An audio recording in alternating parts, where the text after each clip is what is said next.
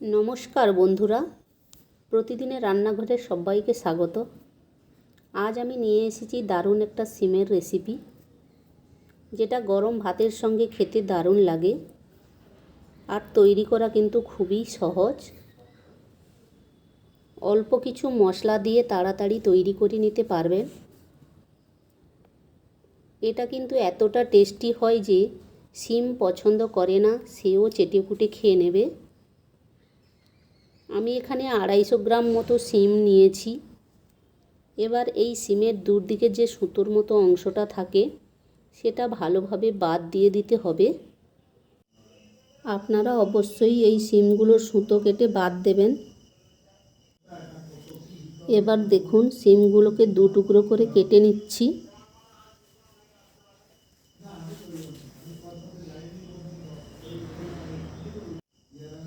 সবগুলো সিম আমার কাটা হয়ে গেছে। এবার পরিষ্কার করে ধুয়ে নেব। আমি এখানে 8-10টা রসুন কোয়া নিয়েছি। রসুন কোয়ার খোসাগুলো এবার ছাড়িয়ে নেব।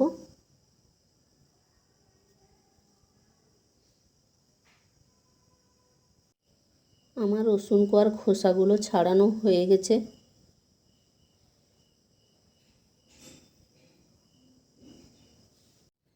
আমি আগে থেকেই অল্প একটু জল কড়াইয়ে গরম করতে বসিয়ে দিয়েছি। জলটা গরম হলে সিমগুলো দিয়ে দেব। সিমের মধ্যে অল্প নুন দিয়ে মিশিয়ে দিচ্ছি। 5 থেকে 6 মিনিট ঢাকনা দিয়ে সিদ্ধ করে নেব। এবার রসুন আর কাঁচা লঙ্কা থেতো করে নিচ্ছি। 5 মিনিট ধরে আমি সিদ্ধ করে নিয়েছি। দেখুন জলটাও শুকিয়ে গেছে, 80% মতন সিদ্ধও হয়ে গেছে। এবার নামিয়ে নিচ্ছি।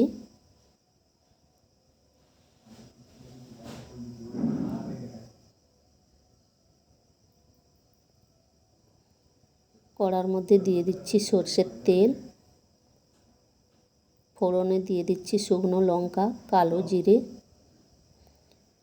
ফোড়নটা একটু নাড়াচাড়া করে দিয়ে দিচ্ছি রসুন আর কাঁচা লঙ্কা।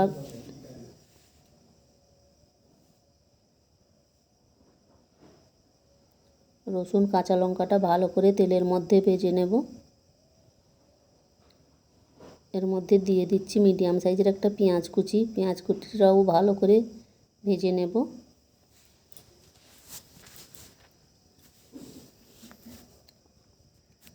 পেঁয়াজ কুচিটা এইভাবে ভেজে নিয়ে দিয়ে দিচ্ছি সিমগুলো। মশলার সঙ্গে সিমগুলো ভালো করে মিশিয়ে নেব।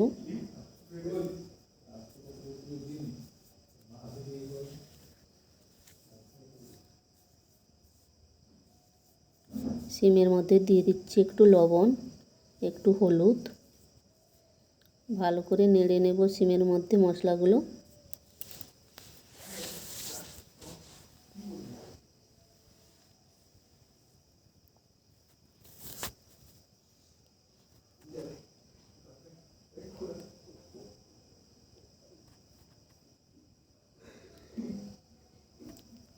ঢাকা দিয়ে 3 থেকে 4 মিনিট রান্না করে নেব।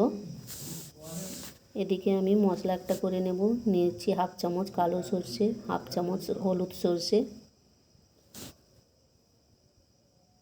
মসৃণ করে বেটে নেব।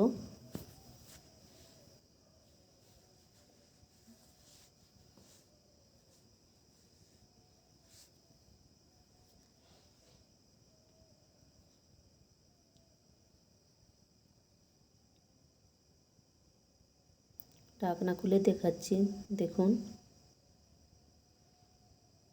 এইভাবে সিমগুলো একটু ভেঙে ভেঙে দেব।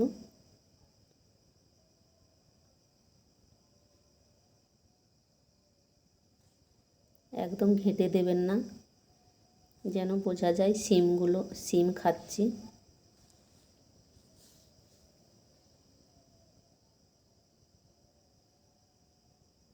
এর মধ্যে দিয়ে দিচ্ছি সরষে বাটা। সরষে বাটাটা দিয়ে ভালো করে মিশিয়ে নিচ্ছি।